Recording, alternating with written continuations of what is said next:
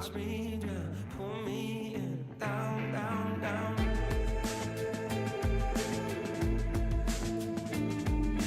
Make me swim, watch me drown, pull me in, down, down, down.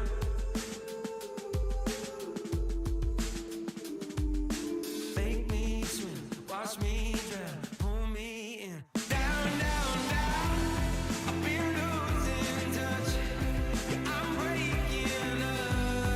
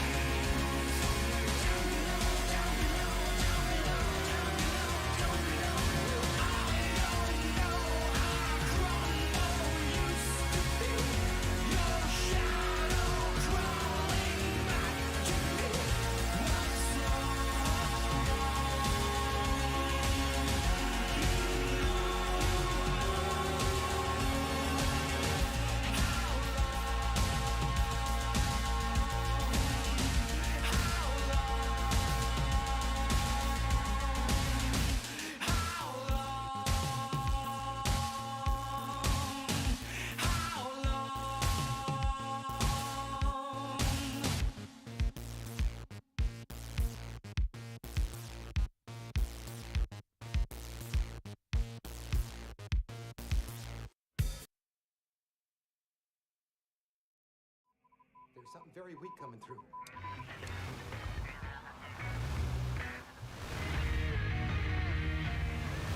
A long time ago, in a galaxy far, far away.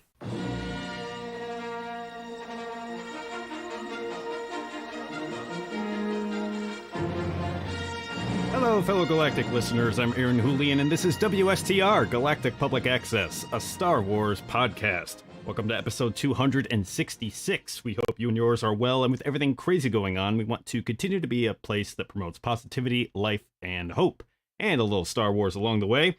And coming along for the ride with me is Miss Carla Giacalone. Welcome back. Happy Star Wars Month, everybody! Yay! Going to be a great month indeed. I think it's so fitting that this is episode 266. Yes! I didn't even catch that. Yeah, awesome. What are we talking about today, Carla? We got a little date on the calendar coming up. Yeah. I mean, just this thing called Star Wars, it's not a big deal. I mean, but we like it, right? May the 4th be with you. That's what we got coming up. And we're going to be talking about that during this episode. We're going to be taking a look back at what May the 4th has meant in history, what 40 plus years of Star Wars has done to the franchise and the fandom, how it's changing, and maybe even do some sightseeing into the future where we want to see Star Wars soon. But until we get there, Todd is not here, nor is Heather. So that means, Carla, it's up to you to tease the news. Oh my gosh. All right. I've got 3 little tidbits. First one is multiverse madness indeed. Ooh. Little Doctor Strange motion, maybe. Second one is got to build some forts. What could it mean? Forts. And last one is get all those plastic brick deals.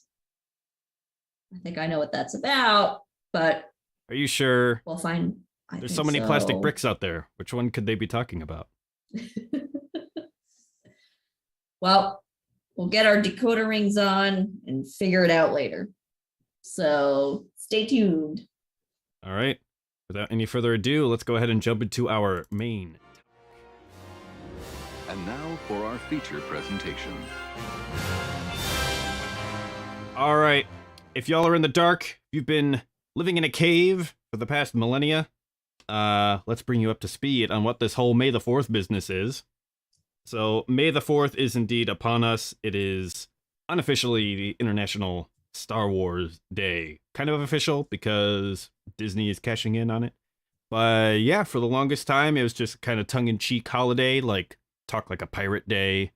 And it was just, May the 4th be with you, kind of a pun on May the Force. But it's not the only Star Wars holiday out there. No.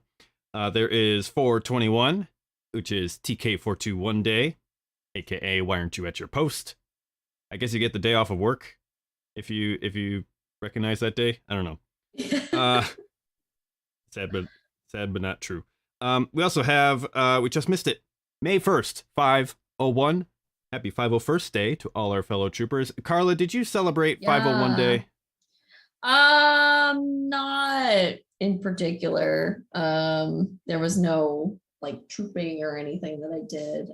But blasted out on social media, happy 501st Day to all my Legion family. So yeah, just more digital celebrating than in person, but. Gotcha. I get you. But of course, the big dance is May the 4th. That is when pretty much everybody who's trying to cash in on the Star Wars fandom chooses to celebrate the day. I know with Disney, and especially if there's a convention going on, May the 4th is always going to be a time when they have merchandising deals, sales, exclusive products, things like that. But I guess, Carla, is there any other way to celebrate May the 4th than...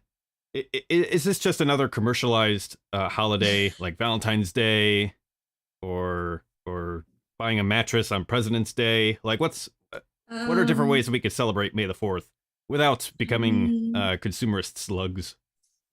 I mean, I feel like if you're, diehard fan, like you do this all the time. But like for me, it's just kind of showing off your Star Wars fandom in different ways. Like for work, I have a scrub top that's, Star Wars patterned, maybe like wearing like, some kind of Star Wars jewelry, doing your hair a different way if you can. I like Ever the going to little work with the subtle Leia ways. buns? I have, and I think it was a few years ago when I was still working in the schools. I might have done like the full buns, because I was like, hey, why not? In the schools, the kids like it, so they get a kick out of it. But yeah, I mean, I don't know, like dress up in your costume if you want. I don't know. Go walk around town in your costume.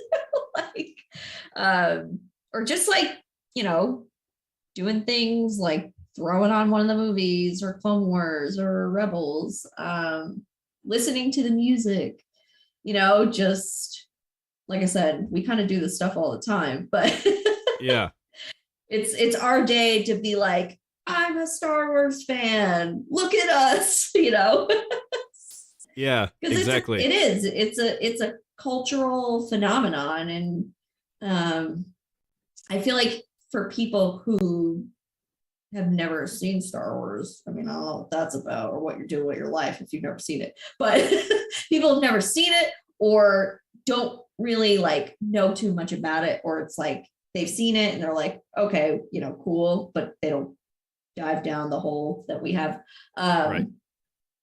People at least recognize it. They recognize the name, they recognize certain characters. So you can't deny that, it's just out there. It's everywhere. I feel like it's everywhere in some way, shape, or form. So it's like COVID. Just everyone has it. There's no escape.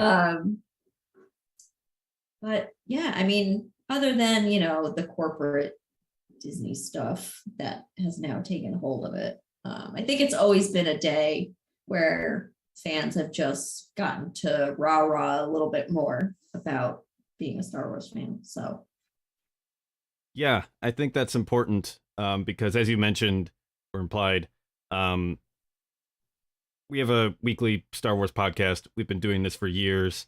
We eat, drink, live, breathe, think Star Wars all the time. But this day kind of gives the chance to kind of re-engage into the fandom in a way that maybe flies outside the routine. Like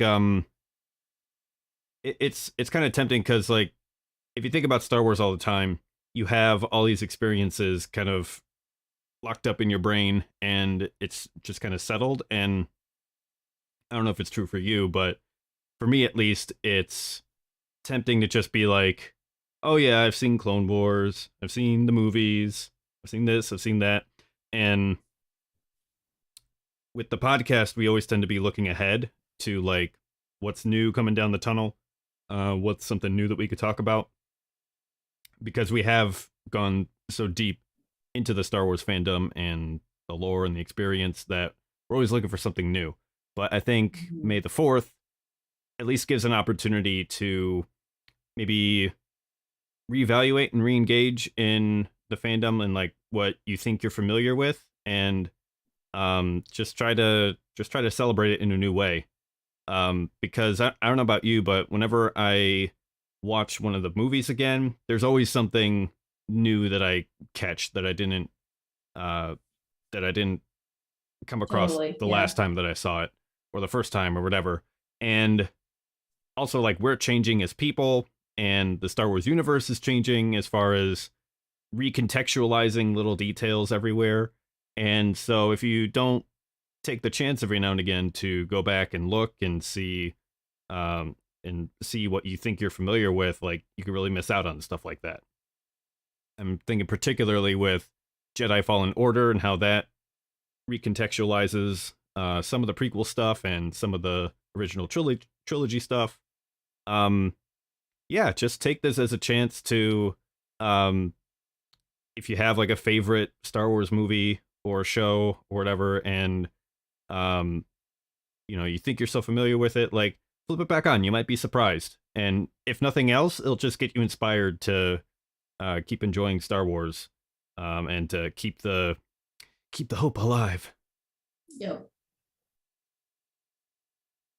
Yeah, there's definitely so much that's involved. I feel like more so now, obviously, than when, the original films came out. But like just the vast amount of, characters and stories and worlds and, there's just so much. I mean, like I think about the coffee table books that I have, that are just like full of all these like minute details. And like even from reading those, and like you said, you go back and you watch, the movies or the shows, like even from something like that, like just going through a coffee table book, and like, oh, so like that's what that is. And then you go back and you watch it on screen and you're like, oh, that's cool. I know what that is, Yeah. Yeah, and I'm glad you brought that up because it also gives you the opportunity to engage in Star Wars media that maybe you haven't yet before. Because for as deep and wide as the fan base is, there's so many people who, for example, haven't read the Star Wars books that are coming out or the Star Wars comics. And there's a wealth of content there. So yeah, might be a good chance to, if you've never taken a look at the comics, pick up an issue or two, or if you've never read one of the books, pick up one of the books that came out and just see what you like. And, if it ends up just not resonating with you or whatever, you don't have to keep continuing with it, but you never know. You might get hooked.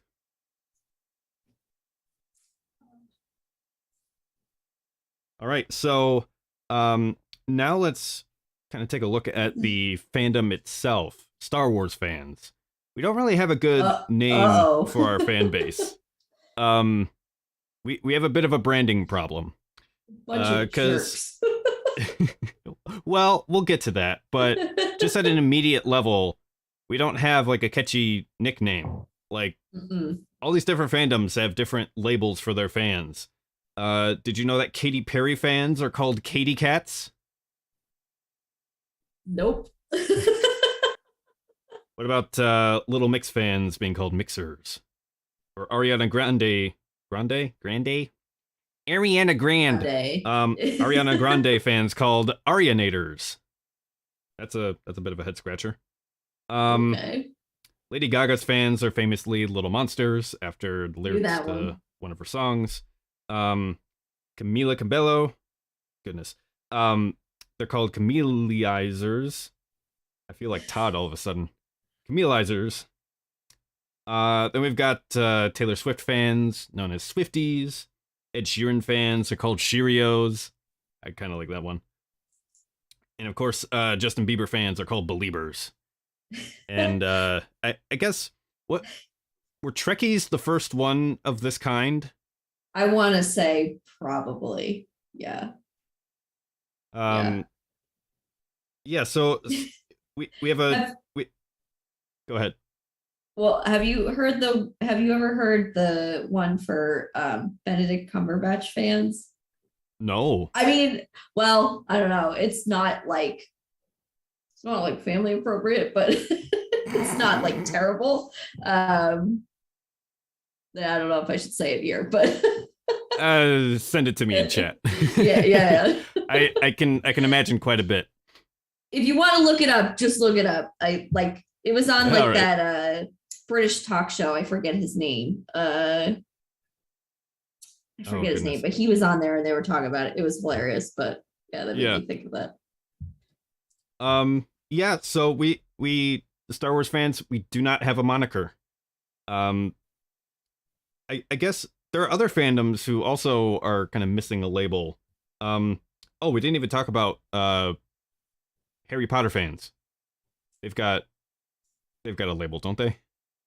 Uh, I know they call non-Harry Potter fans muggles. I almost said potheads, but I'm like, that's not it. It's funny. I used to be a huge fan Uh. of this band called Skillet, and their fan club, they call themselves the Panheads.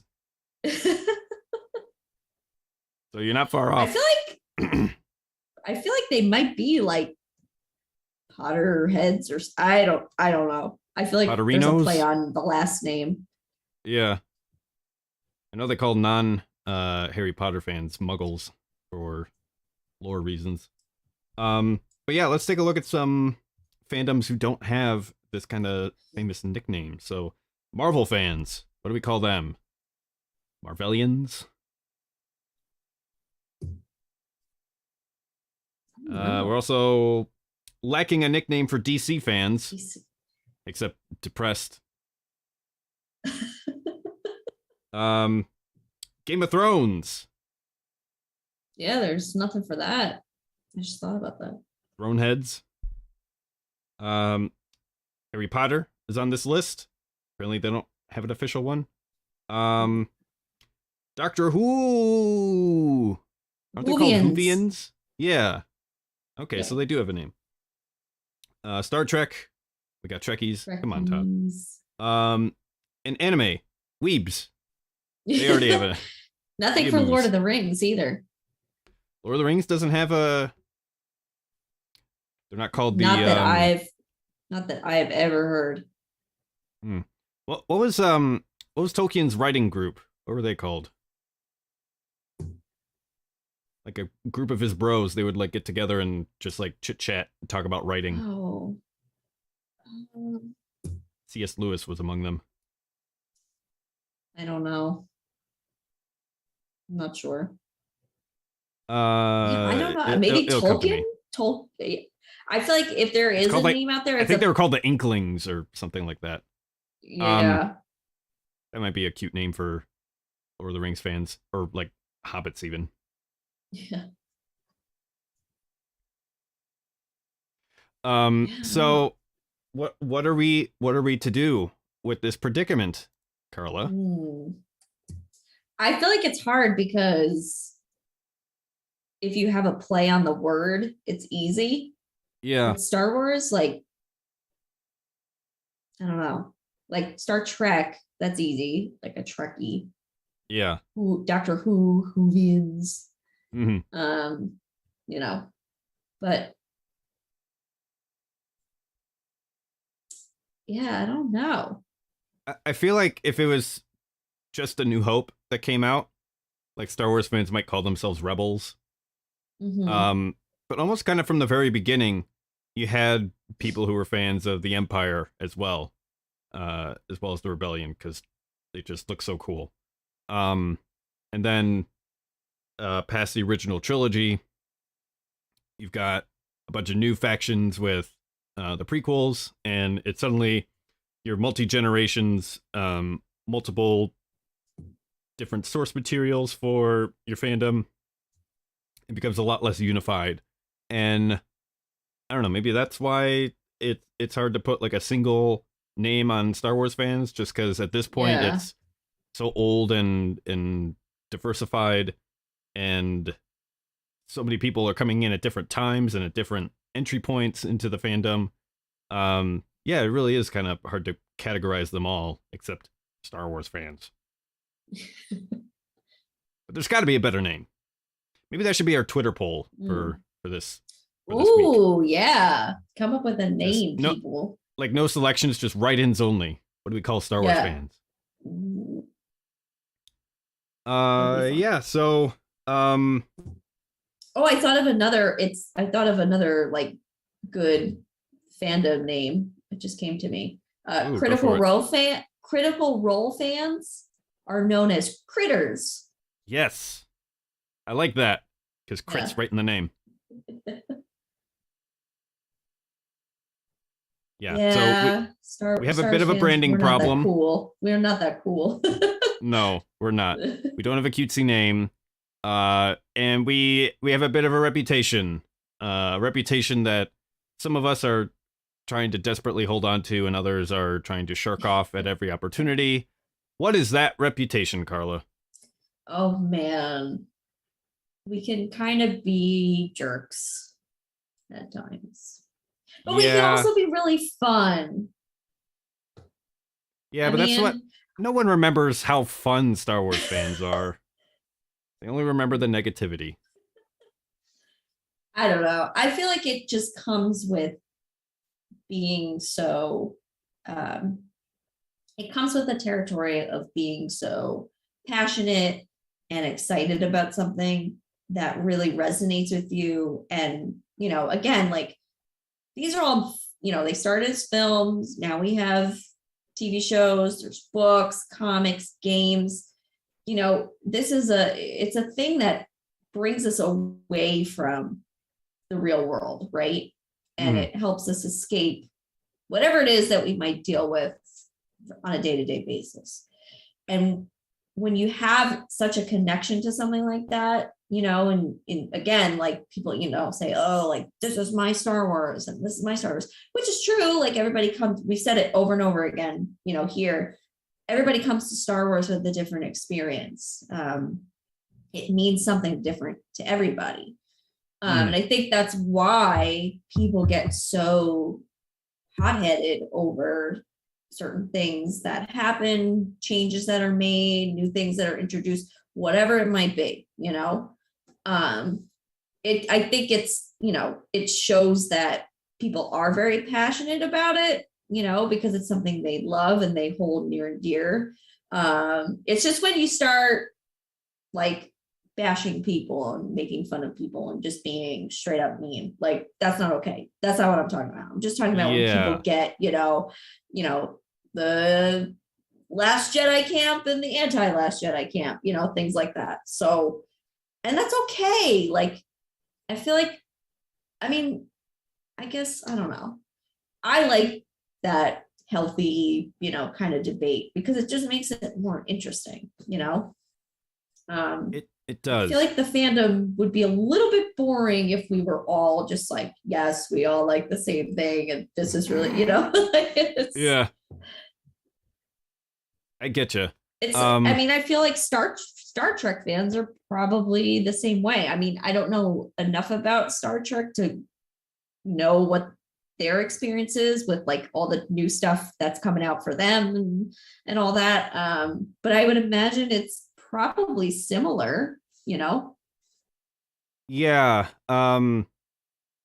I'm not that deep into Star Trek. I know that the current CBS shows that are coming out are, how do I put this? Very divisive in in Okay. in in how they're interpreting Star Trek. Um and you see a lot of the same kind of um defensiveness is not the right word that I'm looking for, but um just kind of like passionate engagement with this fandom that you love. It could cut both ways. It can really make you it can really foster this kind of deep connection between other fans, because you're both playing in the same world that you both really care about for whatever reasons. It can also work against you because if,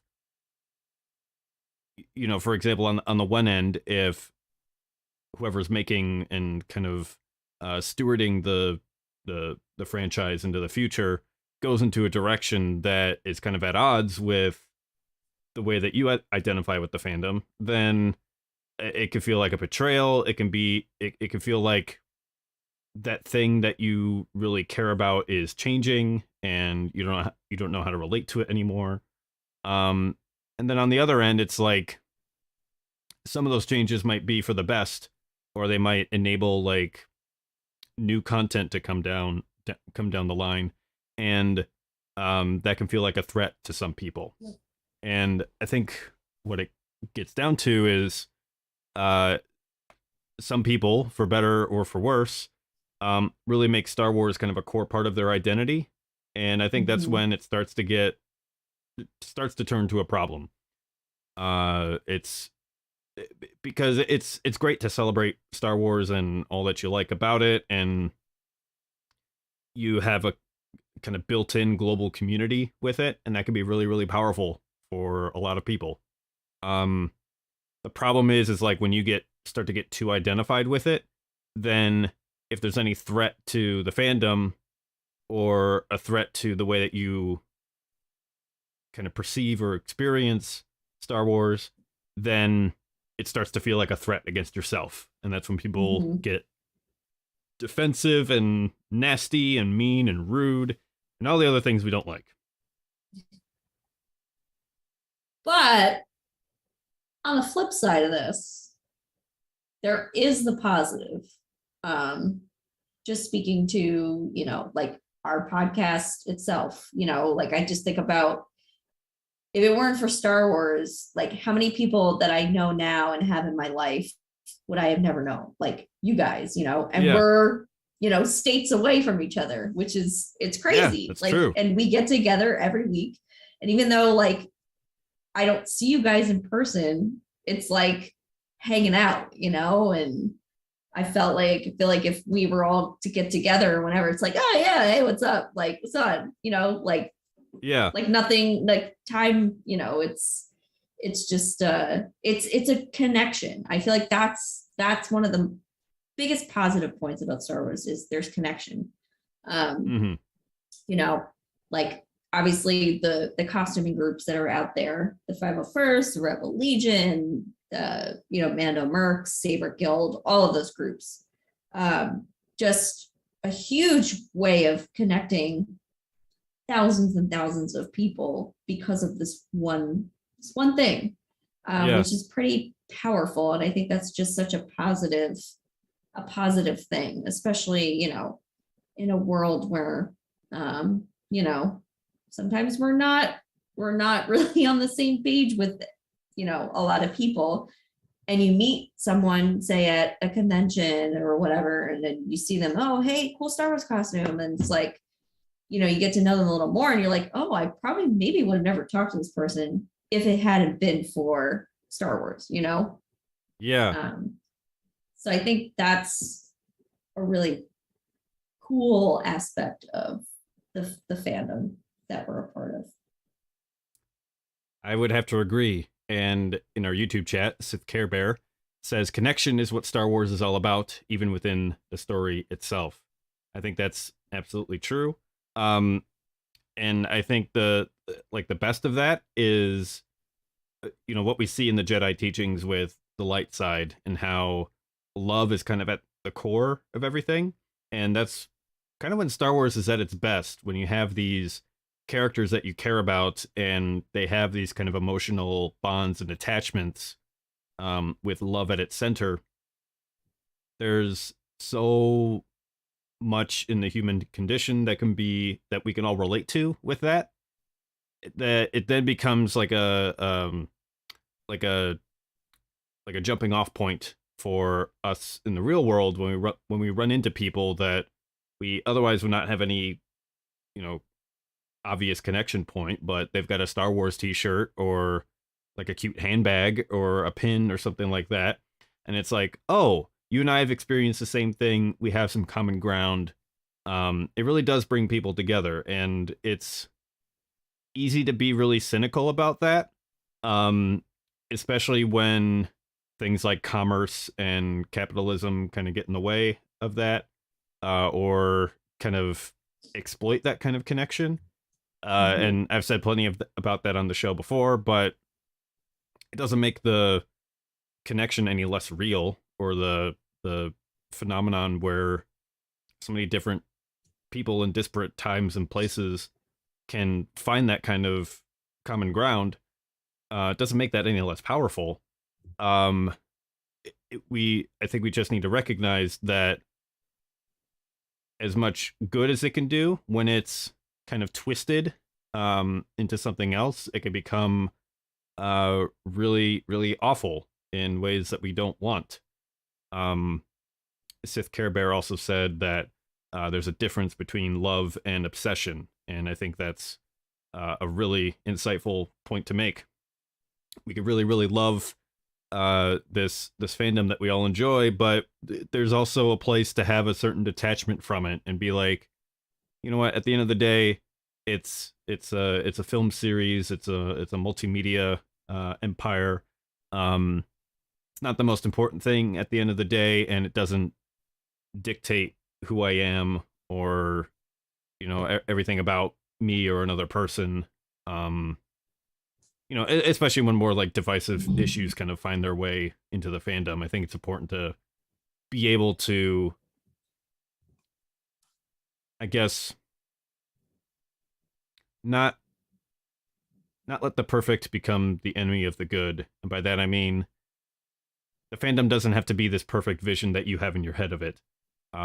It's enough for there to be room to disagree and have different points of view and be able to let that go and step aside and say, hey, let's treat everybody with the kind of love and respect that we deserve instead of insisting that it be this way or that. Star No. Wars. Like, No. it's, unless it's something that you're like really excited and happy about, then like, okay, but like the Christmas Eve can't sleep kind of thing.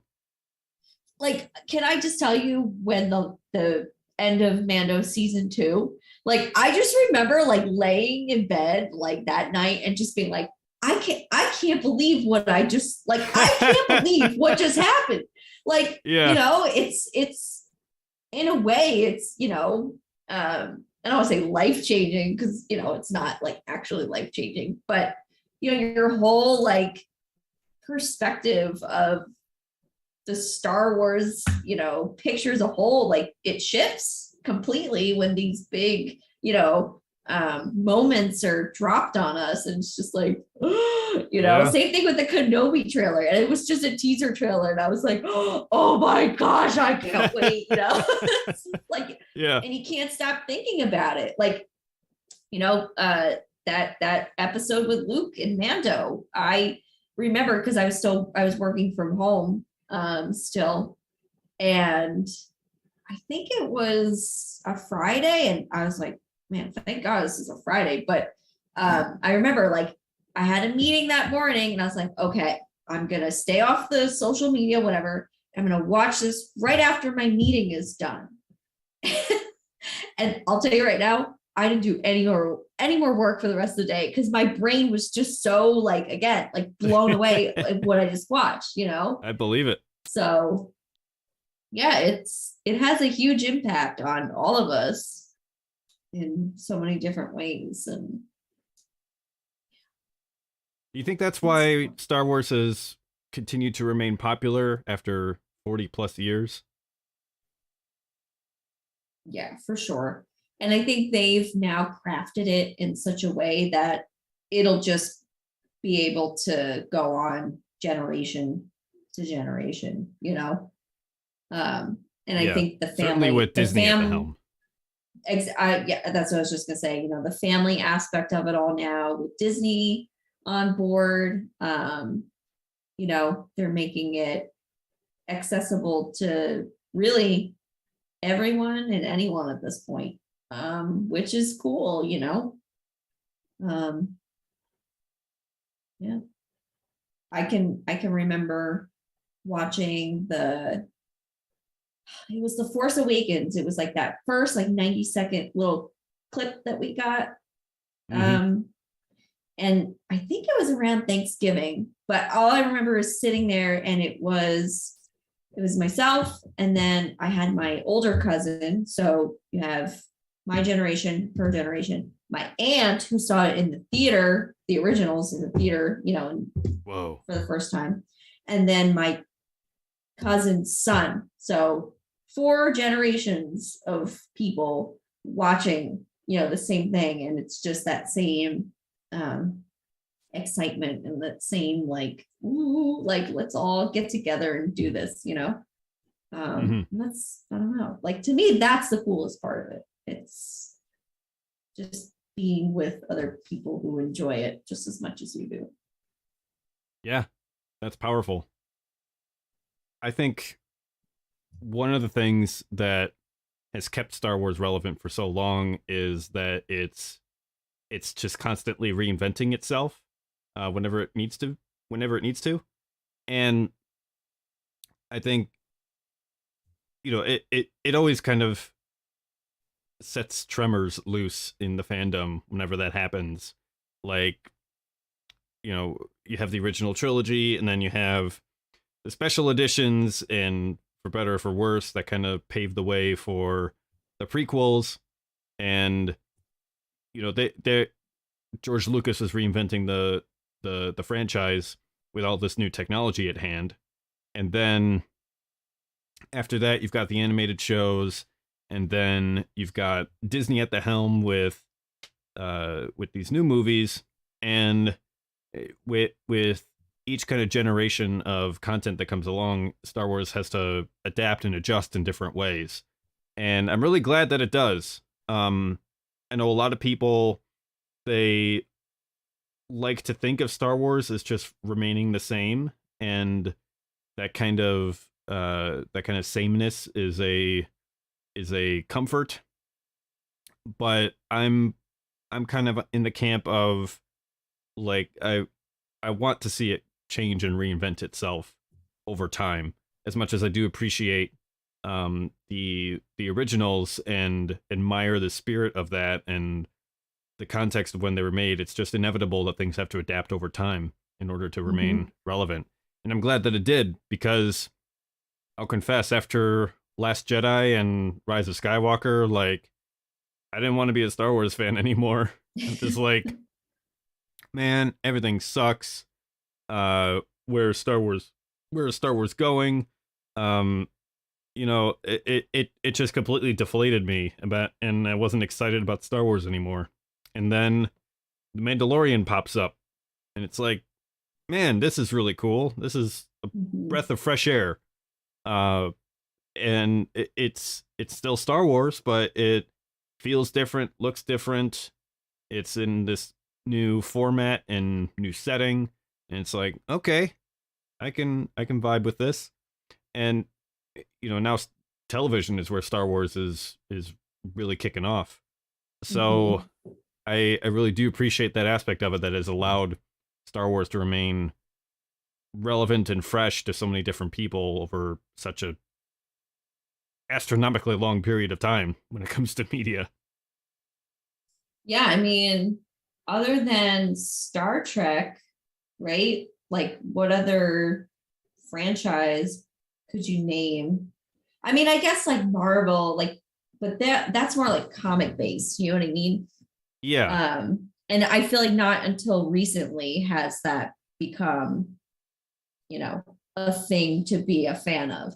Because you think about, when way back when, like, Star Wars, Star Trek, like all that first started, and if you like that stuff, you're really into it. It was like, oh, like you're weird, you're a nerd, you're a geek. Yeah. And now it's like the cool thing to do, right? It's the cool thing to cosplay. It's the cool thing to go to, San Diego Comic-Con or New York Comic-Con. It's Star Wars Celebration, Yeah.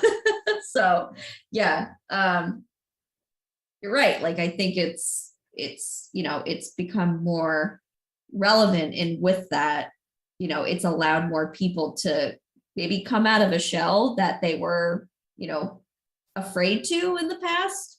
Because again, afraid of being like, oh, what are you, a nerd? Like, Yeah. Yeah. I mean, people forget that it used to be like, if you were a geek or a nerd, like, you'd get physically assaulted at school just for liking these things, or like being public about them. And now it's just flipped, where being geeky and nerdy is mainstream, I guess, or at least just like everybody's a little geeky or nerdy. So yeah, thank God for that.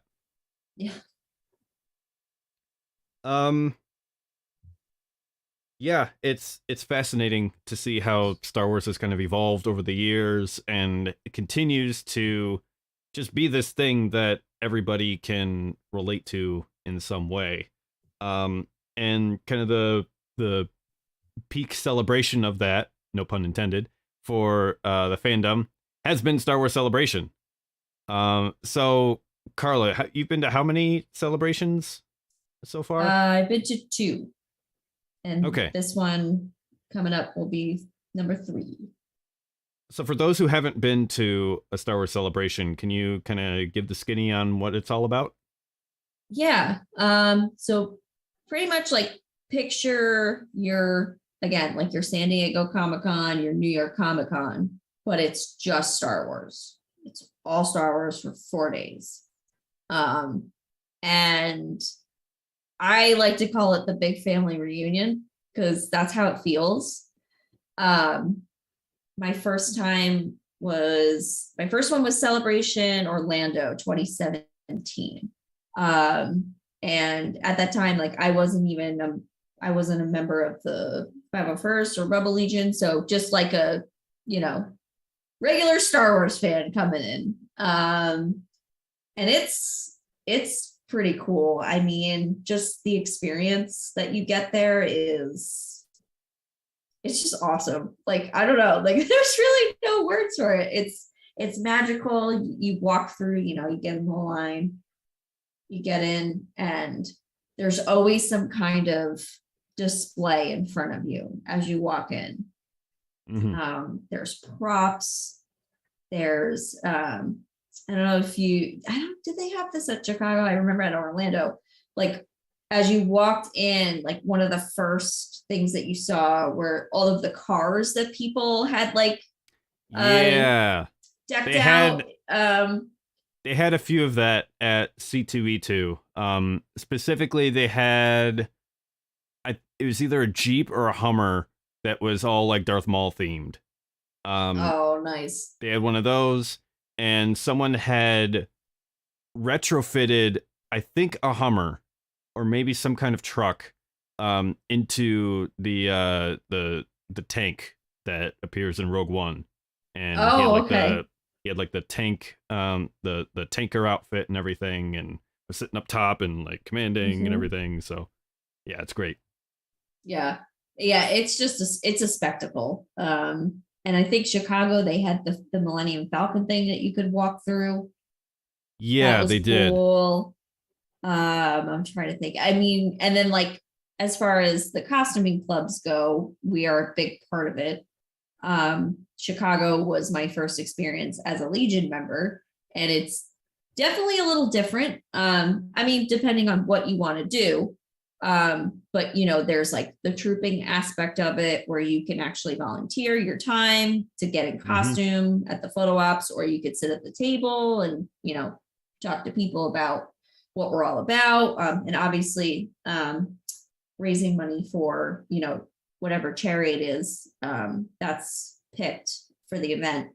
But yeah, it's cool. And then what I like about that too, again, like, going back to the theme of connection, is that there are all these people who you've never met before in your life, but like, because now you have another layer, right? Like, so it's Star Wars, and now you have 501st or Rebel Legion or Mando Mercs, whatever the group is, like that's another layer added. So it's like, hey, like, nice to meet you. And then you get talking, and it's just like, man, like everybody's just like super cool, Yeah.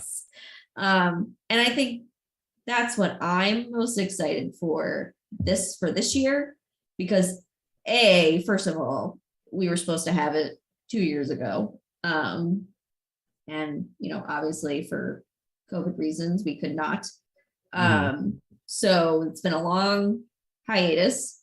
But just in like, my travels in the past few years, like for example, Iceland is like my favorite place, and they have members over there in Iceland. So I know one of them is definitely traveling to this one. I don't know if anybody else is, but it's like cool because I'm like, hey, we get to see each other again and like hang out. And you just, again, you make connections with people all over the world that if it hadn't been for this one thing, you'd never know. So that's, but if you haven't been to a celebration, I like highly recommend it. It can get expensive because depending on where it is, you got to fly out, you got to do a hotel, get the passes. You're going to spend money on something there, whether it's an autograph, some Merchandising. merch, a photo, and like the guests are always great, to interact with there too. So it's definitely something to experience at least once if you're a fan and you can do it. Like, it's just so much fun. Yeah. I mean, Aaron, you were there yeah. too. So Yeah. With conventions like these, like you've mentioned the connection aspect of how because of this fandom that you share, you end up meeting these people that you never would have met otherwise. Yours truly intended.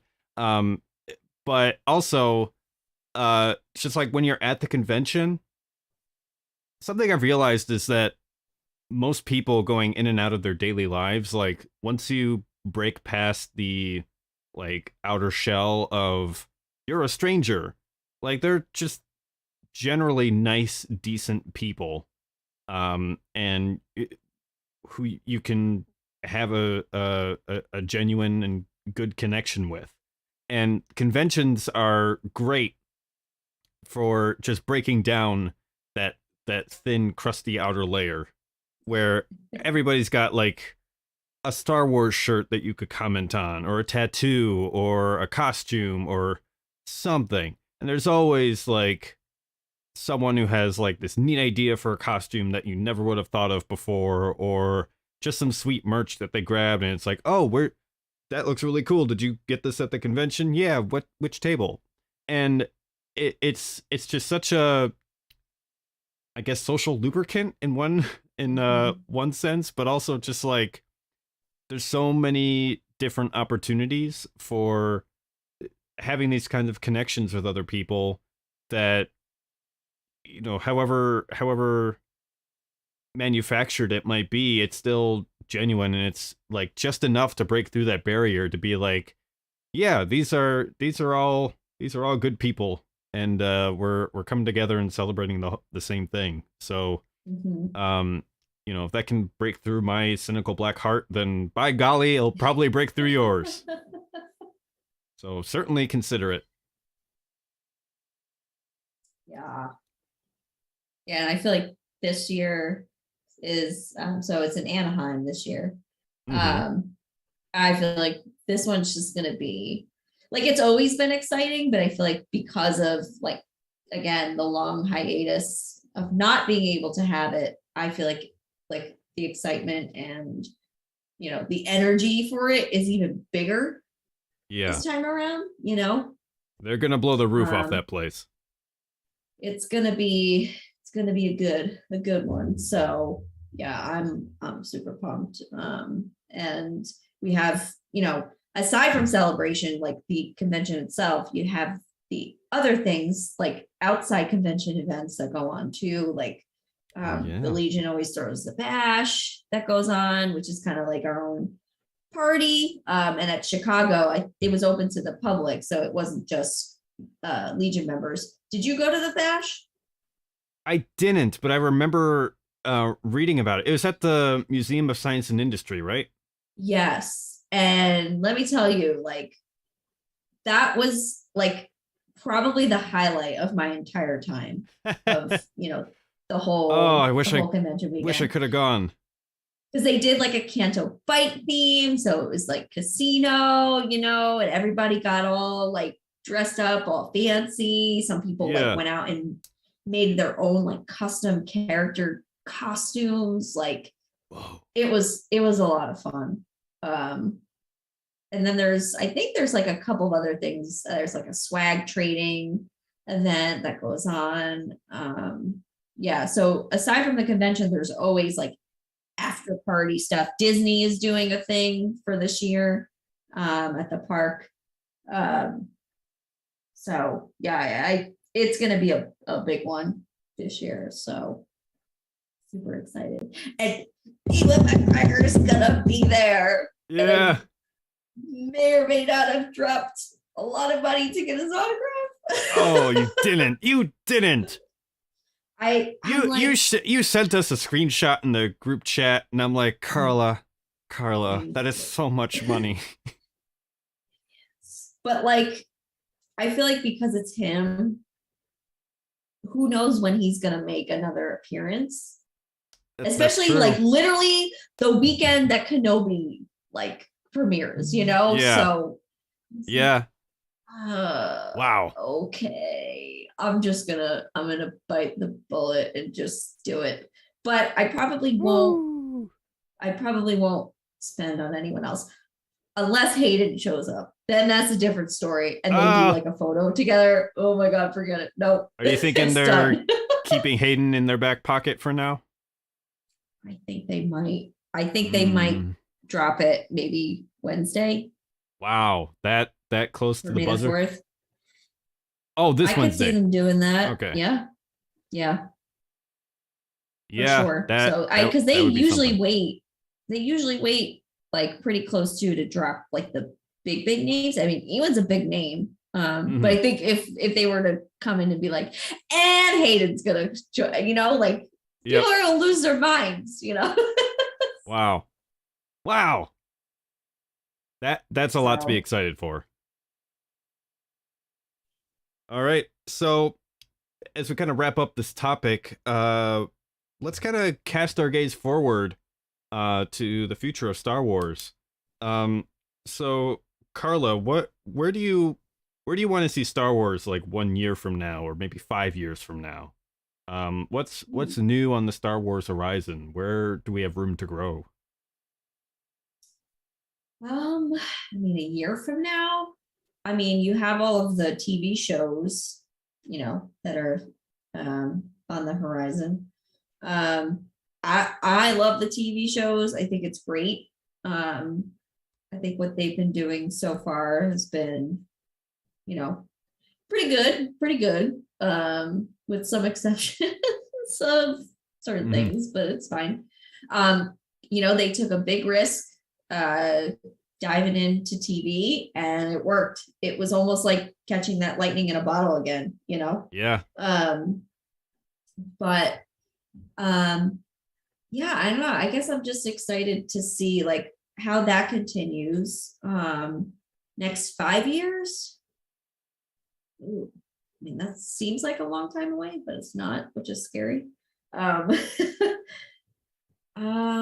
mean, I definitely see there being more experiences added with like the parks, the Disney parks. You know, they have sure. they have the Star Cruiser now. But I wouldn't be shocked if Disney comes up with some other crazy kind of whether it be a ride or just like an addition to the park, whatever it might be, which would be cool. You know, and then I don't know, I guess just seeing what new kind of stories and characters they can come up with. You know, like you said, it's always changing. It's staying relevant with, you know, the times. So I'd like them to just keep growing and like, you know, just keep writing good stories. You know, again, at the end of the day, this is something that a lot of people use to escape from, you know, real life. And as long as it keeps us engaged and excited, and even if that means like a little debate here and there, like I'm all for it. So Yeah. I mean, content-wise, a year from now, we might have the Ahsoka show, which I think is going to be kind of like Marvel's Loki show, as far as like just busting the door open on like different timelines, and I don't know if they'll go as far as multiverses, but just some really wild stuff is going to happen with the Ahsoka show. So whenever that comes out, I think that's going to really redefine the way that we engage with Star Wars content in the future. Probably 5 years from now, we'll probably be looking at at least the start of a new film trilogy. we're gonna have so many other TV shows out at that point. Andor, Rangers of the New Republic, maybe. What other shows are we getting? There's at least like 2 others I think that are slated for that. But, the Acolyte show. That's yes, the Acolyte show. So we're gonna have plenty of TV content to keep us tided over until then.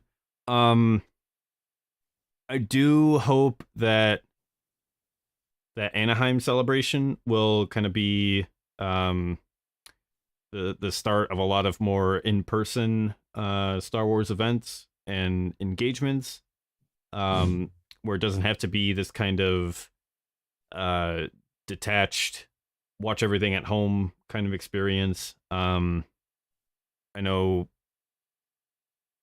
probably until we get a film trilogy, we're probably not going back to the theaters for Star Wars for quite some time, unless they have like some weird kind of movie theater only event tied with the shows. That's a possibility. But yeah, as long as the main creative direction is under Dave Filoni, I think we're in good hands. So I'm not really worried about Star Wars anytime soon. But yeah, we just need to learn to, along the way, like what you like about Star Wars, ignore what you don't, and where there's room for conflict or debate or whatever, we can have that reasonably and gracefully, because at the end of the day, we're all just decent people trying to make our way through the universe. And Star Wars is this kind of special connective tissue that can do so much good to bring us together. That let's not use it to break us apart. Agreed. I would say what's important is to, like you said, love what you love. Ignore what you don't like. But like for me, what I always try to do is, if I talk with somebody and I'm like, hey, like, oh, I like this. And they're like, well, blah, blah. And I'm like, all right, like, that's not really my thing. But I try to understand like why, I would try to understand why they would like it, I think that's important. Like, don't have to like everything, but at least kind of see it from someone else's perspective. Because again, we all come to it from a different path in life. And it's not going to be the same for everybody. So That's at least true. try to put yourself in that other person's shoes, Yeah.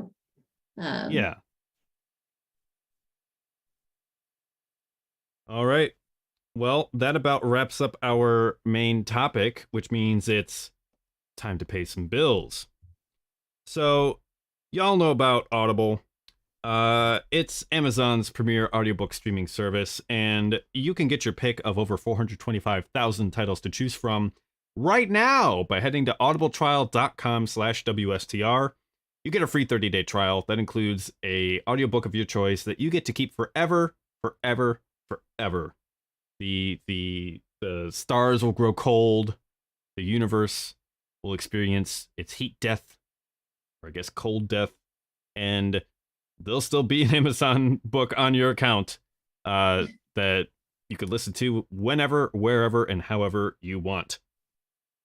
You also get 2 free Audible originals, which are audiobook experiences you can only get on Audible.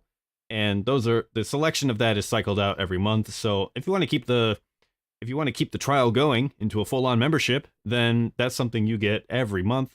That's included with your price. And if you just want the book and you want to keep it forever and you can cancel your trial right away, no questions asked, you get to keep your selection forever. We still get a kickback. Everybody wins. Jeff Bezos loses. So if you want capitalism to die, head on over to audibletrial.com/WSTR and do your part today.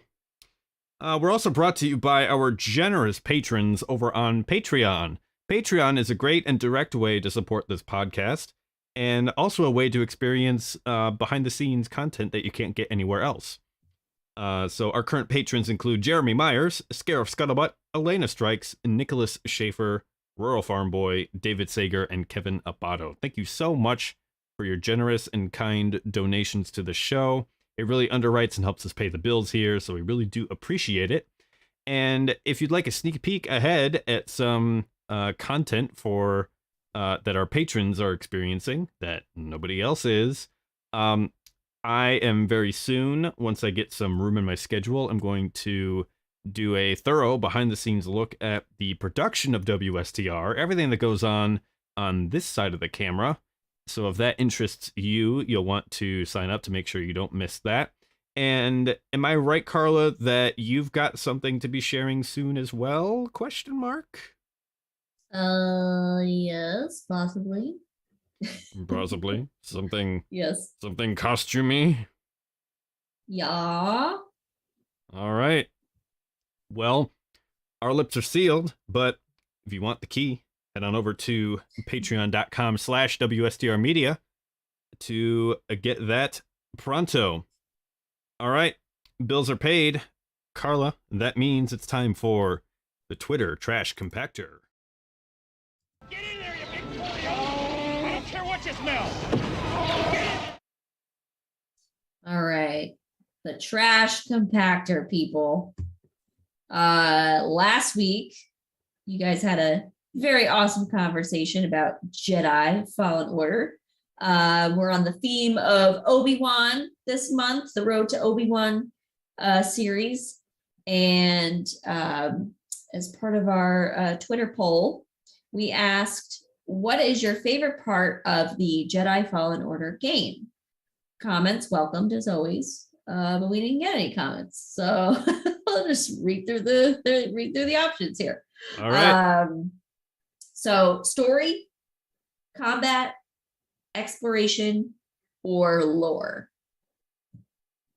Aaron, what's your favorite part of the game? Oh, this is like picking your favorite child. Because all of these are fantastic parts of the game. The exploration, I always loved, checking the map and finding out like the percentage of the area that you've explored and trying to get that to 100%. And finding like the secret area that maybe you don't have the powers yet to get to, but then you come back later and you're able to get there.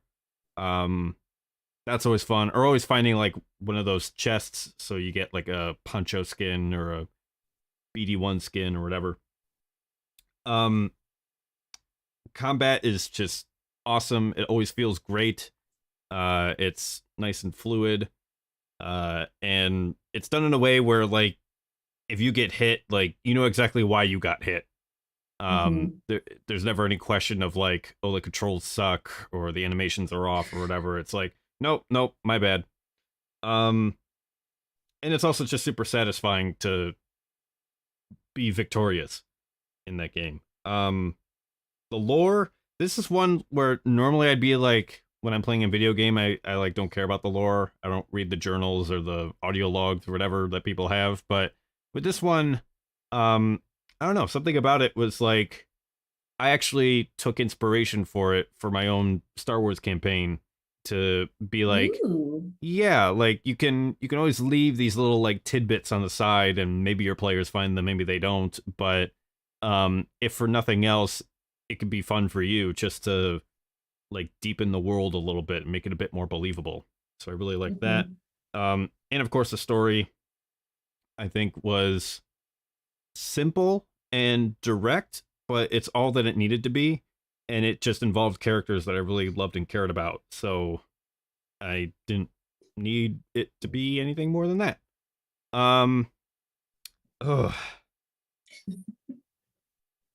It's really hard to pick a favorite here. I'm gonna give a vote to combat. That's my vote. Okay. Man, well, considering it took me 3 years to finish this game, I'm gonna say no, nothing for exploration because that was what was so frustrating to me. Because Not a fan. like as cool as the hollow map was, I would open that thing and be like, I don't know. I don't know where I am. I don't know how to get back. Especially, especially when you would finish, right? You would finish playing out the planet. And then Yeah. it's like, okay, now you gotta get all the way back to the mantis. And I'm like, I don't know how I got here. Yeah. And then I don't like know. I'd I end guess- up just going in circles for like an hour. Yeah. I don't know. I guess I'm like a visual thinker, so I could just see the hollow map and like tilt it around a little bit and then like look around where I'm at in the level and be like, oh yeah, here I am. Yeah, and my here's how I visual get back. my visual spatial skills are not great. So yeah, Oh. like direction and all that. That's why I'm like, this is why this is so frustrating. I Yeah. had to look up a walkthrough to help me get through the rest of the game, and I Yeah. have no shame. I don't care. well. But I guess for me it would be I would pick the story. Like I thought the story was really cool. It was unique, like you said, kind of simple, straightforward. Didn't need to be anything, more than what it was. I liked the tie-ins with certain things, from the prequels and a little bit of Saw Gerrera action, familiar planets, new planets, foreshadowing to things to come many, many years down the road, like Mhm. Starkiller Base being Elam. Yeah. Like that's cool. I'm a sucker for things like that with Star Wars. All those little like, ooh, I know what that is, and that's gonna be Yeah. that, and like all the little connections, like almost connecting the dots. Like I love everything about that. So to me, this had a really good hand on, doing that with new characters. Mhm. Because really, like other than like Vader, spoilers, Vader and Saw Gerrera, like I'm trying to think, everybody else was a new character pretty much. Yeah, Yeah. I think so. Unless like Um, the ninth sister was in a comic somewhere. oh yeah, some maybe crap like like they that. put, yeah. But yeah, I mean, other than that, like all new stuff in it, and it felt like Star Wars, Yeah. which was cool. So yeah. And the combat was fun. I mean, I played it on story mode. So I kind of had it easy, but yeah. But let's see what Twitter said. So it looks like story was the victor with this one at 50%. And then at 33% was the lore, 17% combat, and 0% for exploration. Ah. Okay. I agree. I guess I'm the type of gamer where if I'm given like two different directions to go and I go down one of the directions and I realize like that is the right way and it leads to the rest of the level, I'll like double back and go the other way and explore that and see like, oh, what are all the goodies here? And then I'll go back. So maybe that's why I like exploration a bit more. I don't know. I mean, it's cool. Like, I think like the attention to detail throughout the maps and stuff, like that was awesome. And I liked how, there's corners where you might go down it and be like, ooh, is there something back here? And there isn't, but it's very real, which is what I appreciated about, that part of the exploration. So that was cool. But yeah, and that's all the trash that I have for this. All right. It's time for, goodness, that means it's time for News of the Week.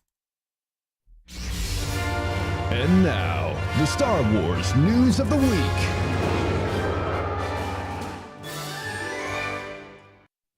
Okie doke, people. So, my first news item here is Worlds Collide, maybe. This comes from the direct.com, and it's an article titled, "Did Marvel just include a Star Wars planet in a new Doctor Strange 2 footage? What? Oh my god. What? Could it be? So there's a lot of buzz going around this week. On top of May the 4th, Star Wars stuff, Obi-Wan Kenobi. We also have new Marvel stuff coming out. And I believe the new Doctor Strange in the Multiverse of Madness drops this weekend. So get your tickets, people. But we've had a few teasers, I believe. And what we've learned is that in Doctor Strange 2, it has the opportunity to travel across different worlds and universes.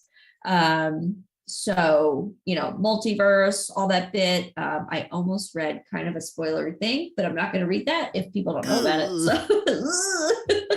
So, which I'm surprised is even out there. Yeah. But yeah, so there was a new short, 17-second clip, and it shows Stephen Strange kind of leaping through different universes, and alongside America Chavez, and through their little adventure, one of the places that we see briefly is a world filled with rocky mountains and lava flowing everywhere. Oh my god. Numerous fans online have begun to point out that this world looks eerily similar to the lava planet Mustafar from Lucasfilm's Star Wars franchise. Mustafar also made an appearance in the 2021 animated MCU series What If, as Infinity Ultron fought Jeffrey Wright's Watcher.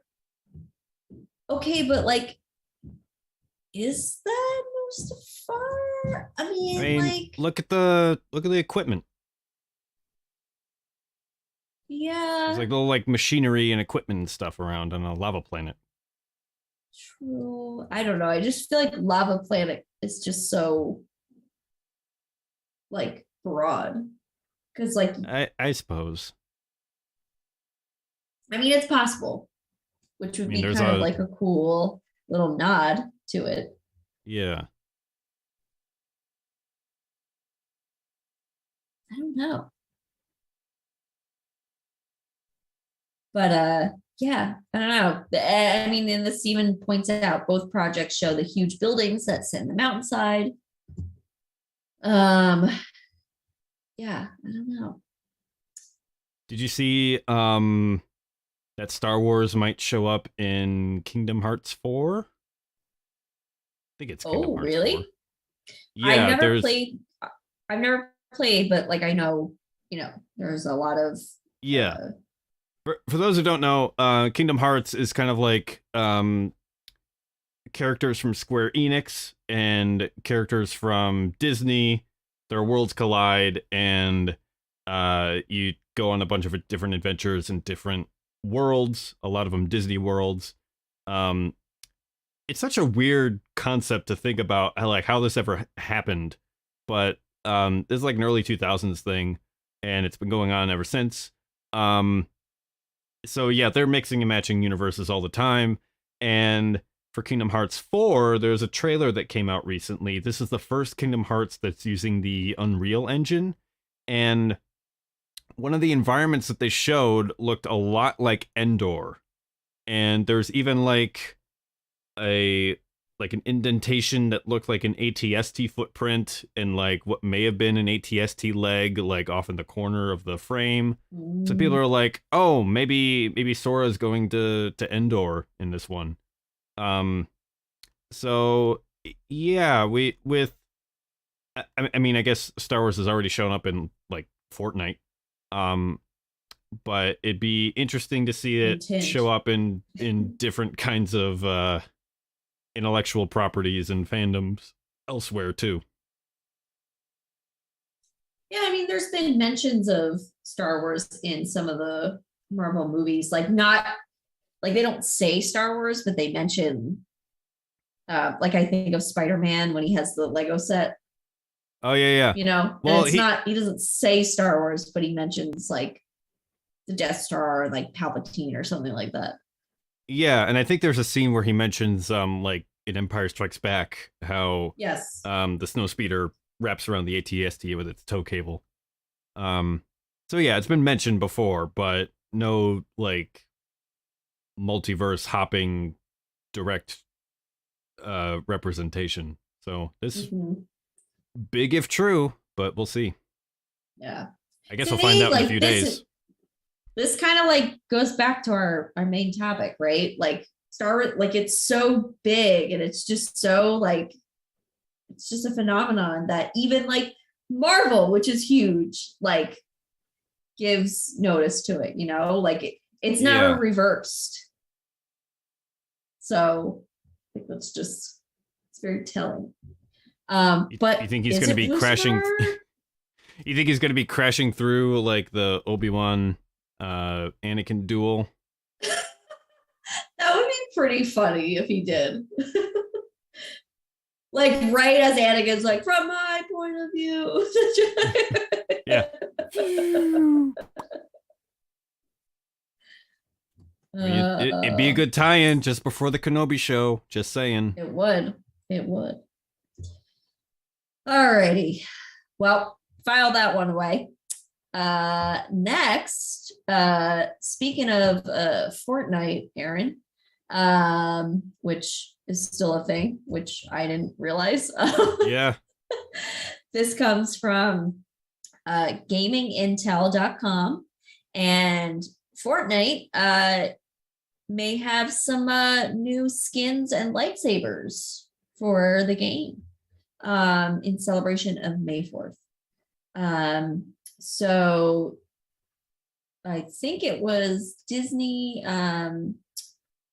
Disney had done this before, where you were able to get your skin for Rey, Kylo Ren, Sith Trooper, and then you were able to use a lightsaber in the game. So in celebration of May 4th, it's possible that they might be bringing back this popular content to the Fortnite game series. Maybe something with Obi-Wan Kenobi. Yeah. And see here. I mean, I don't know much about Fortnite, so like, is it Your just guess that is they as good as offer mine. that? Is it they offer this content like for a limited time and then they say, okay, now you can't have Yeah. it anymore? Yeah, it's a limited time offer kind of thing where Gotcha. they have like seasons of content and they'll rotate stuff in and out. Oh, Like okay. John Wick was a character for a while. Um so yeah, they're very like movie tie-in promotional friendly kind of game because they're just like, who cares? We're just throw it all together. It's that kind of game. Okay. So yeah, could be making a comeback. Yeah. According to some rumors going around, an Imperial Stormtrooper NPC will be arriving to the game and possibly Ooh. Vader. And it's just a rumor.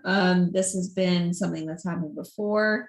There was an Attack on Titan rumor that was similar to this, but was ended up being not true. So I guess we'll see in a few days what happens. I guess we will. Yeah.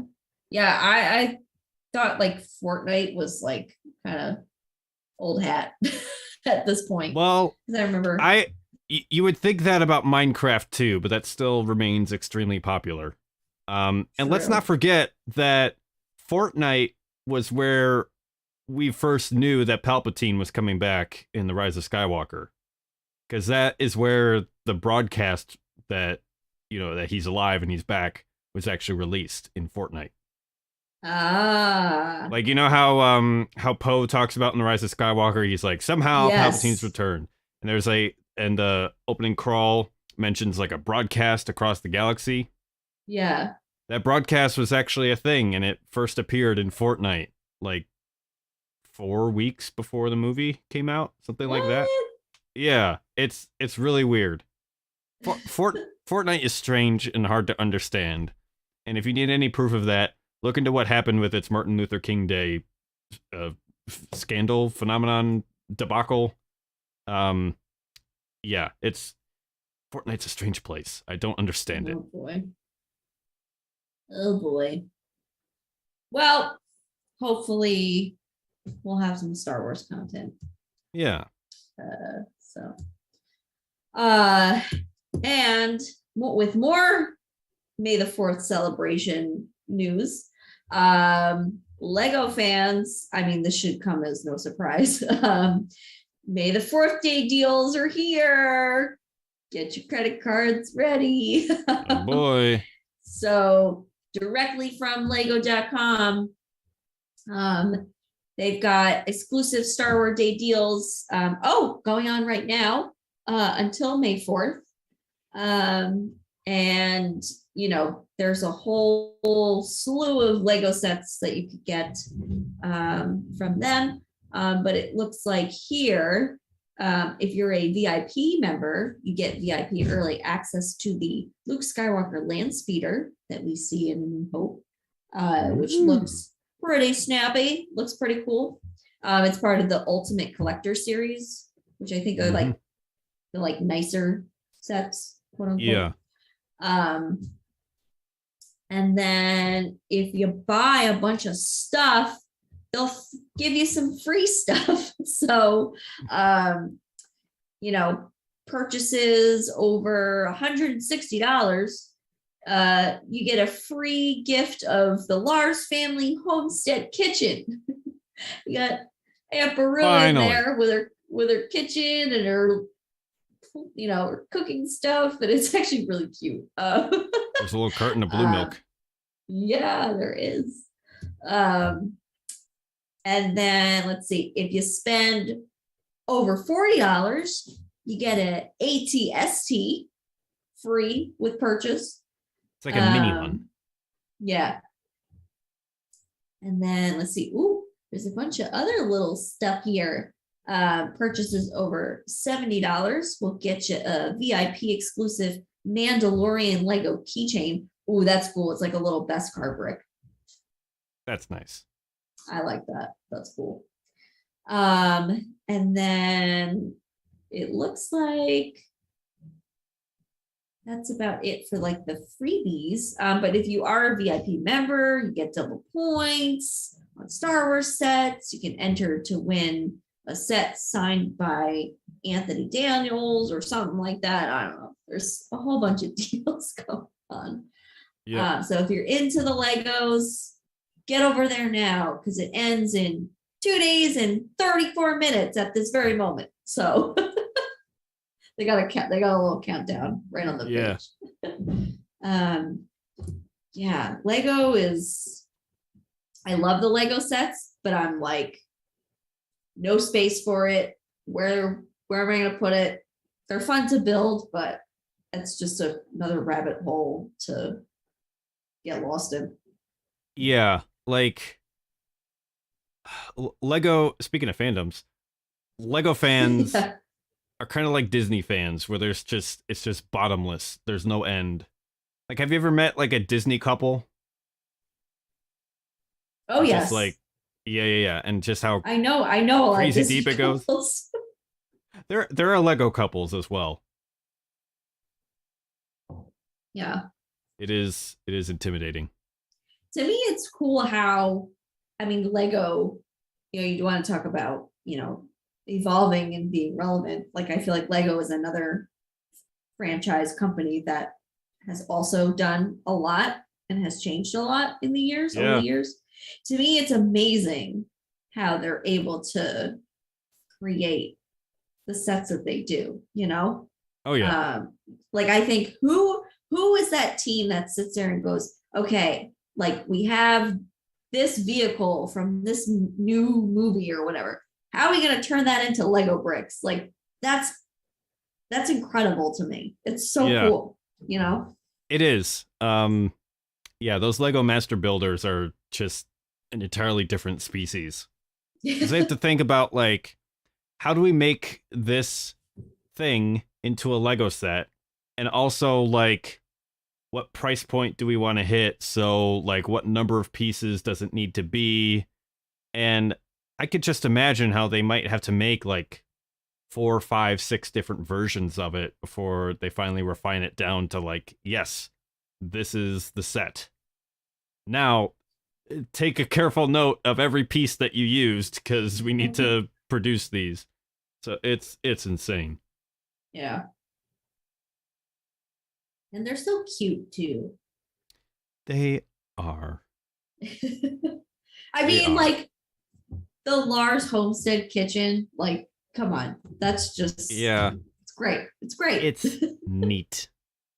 I'm curious to see what exclusives will be at Celebration because like pretty sure Lego does an exclusive almost every year that Celebration, happens. Yeah. All right. Is that all the news that's fit to print? I believe so. All right. I bet we're going to get stung by the Wednesday news drop because we always do. Yes. But for now, that's the best we got. Which means it's time for Cantina Chat.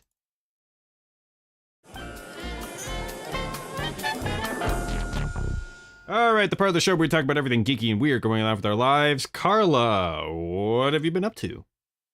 Oh man. Gosh. I was like I was saying to you earlier before we started live streaming, recording.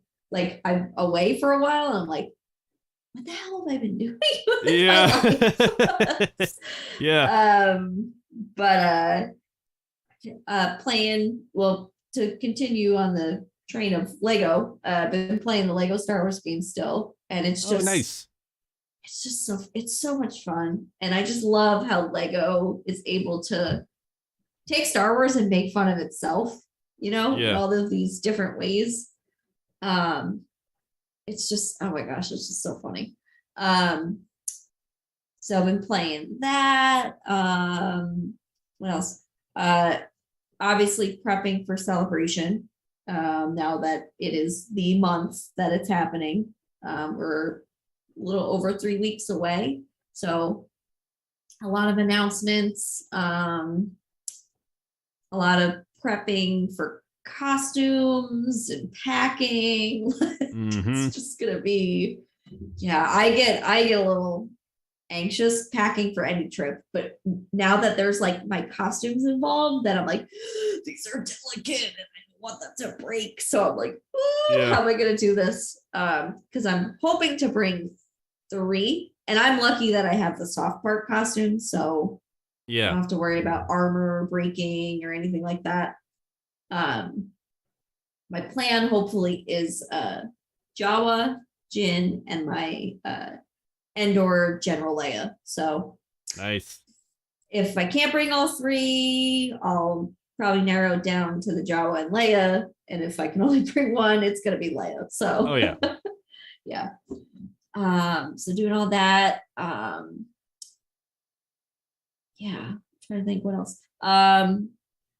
Costume wise, I finally finished my 3rd panel of my embroidery. Yes, people, I'm still working on it. Yeah, it's a lot. It's just so tedious, and it's like, it's not that I'm not enjoying it. It's like, it's just that I have to really be able to sit there with it for at least like 2 hours, because then I feel like you can't just sit, because I have to set it up, and I have like a certain way that I, sit with my hoop and everything. Yeah. So if I'm gonna do all that, it's like I'm gonna sit here for a while and I'm gonna make some progress. So it's finding that time to do that. It sometimes gets a little difficult, but 3 panels done, 2 more to go. That's what, I can't math, like 60% done, something like that. I don't know. Close enough. But I'm excited. my goal was for celebration. That's clearly not happening. Yeah. So my goal is the end of this year. By the end of 2022, it'll be 2 years that I'll have started working on this costume. So I want it to be done, finished, ready to wear, so I can move on to other things. Excellent. Yeah. And that's like pretty much it that I could really think of. Oh, real quick, because it's staring at me. Little show and tell. I got this in the mail. Oh my god. My Nazgul miniature statue from Oh, that's sick. if you go on their website, they sell like all of these mini statues. They sell replicas of like the jewelry and stuff like that, some of the props Yeah. from the movies. Wow. But I saw this and I was like, ooh, this is cool. And like the detail is crazy because it's the people at Weta that are, Yeah. painting it and sculpting it. But I saw this and I was like, oh man. Oh, that is crazy cool. I gotta get that. Yeah. But yeah, I think that's it for me. Right on. Oh, and I mean, obviously May 4th stuff coming up this week, trooping. So that'll be fun. I'll probably be able to report more on that next week. So Awesome. Looking forward to it. How about you, Aaron? What's going on? Yeah. Last week I talked about the new bass guitar I got. Finally got an amp to go with it. It was delayed like a week because of shipping nonsense that I still don't understand, but whatever. It finally got here and it sounds great. So I've been really enjoying that. My friend got married this weekend, so I was the best man at his wedding. And congrats to your friend. Yeah, it was just it was probably the most chill wedding I've ever been to, and I'm so happy for that. Because it's so easy to get caught up in the pageantry and the logistics and the trying to put on a grand performance, and this was just like so stripped down. Like there wasn't even dancing. There was just like an open bar, and we had like a Mario Kart tournament. It was awesome. What? Yeah. That's awesome. Yeah, it was fantastic. A little too cold outside. It was like 50 degrees and windy, and it was like just before the ceremony it like rained a little bit. We were like, but yeah, other than that, it was great. And then Saturday I ran a session of the Star Wars D&D campaign that I'm running. I definitely felt like underprepared for it because I just did not have time this week to get to like really fleshing it out and preparing it the way that I wanted to. But I was like, you know what? I don't have to put on a show for my friends. Like, we're just going to have a great time anyway. And the whole session was basically like a glorified staff meeting between like all the main characters. So, all the players are like senior officers of this mercenary company during the Old Republic. And this session takes place like after a year of downtime where everybody splits up and they all go do their own adventures. Kind of like if like all the Avengers like split up and they all had their own comic runs. And then they all like got back, and this session they were basically just like, catching each other up on like all the cool stuff that they've been doing off on their own. And then a lot of it was like administrative stuff. Like some of the players are like basically like full-fledged, almost like board members of this organization. And then there's like a CEO, which is like a NPC that I play, and he does like the day-to-day operations of the organization. So they had to like take a vote for, are they going to add anybody new to the board? And they were like, no. And then there's some secrets that came out about one of the players and his true allegiances and everything. So there's some drama Ooh, there. Scandal. Yeah, and then once the dust finally settled for that, they talked for a while about like, well, first of all, they're like, we kind of got our butts handed to us a couple of times in the not so distant past. Is there anything we can do to like buffer up our defenses and stuff? And I've been using this whole system where they have different kind of defenses for their organization and resources and stuff like that. So I didn't even plan on implementing this, but they brought that up in conversation. I'm like, oh, I just happen to have some rules for that right here. And so we took some time to like, increase all their defenses by a few points, and they like took a vote for which points to put where.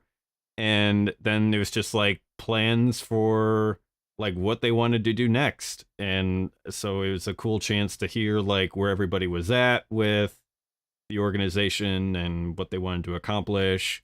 And then like the last hour, I brought in an NPC to like give them their next thing to do. And there's a lot of like, it was exactly the kind of reaction that I was hoping for, because I've been building up. This takes place like during the old Republic.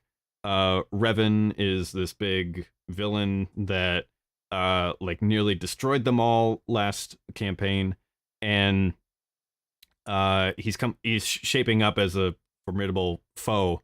And then I bring in an NPC who's like, hey, here's a job offer. We're going to capture him. Everybody was like, are you serious? Which is exactly what I hoped would be the reaction. Nice. So there's a lot of like, how are we going to do this? Do you actually have like a plan? Like, why not just kill him? All that. And like, can we even kill him?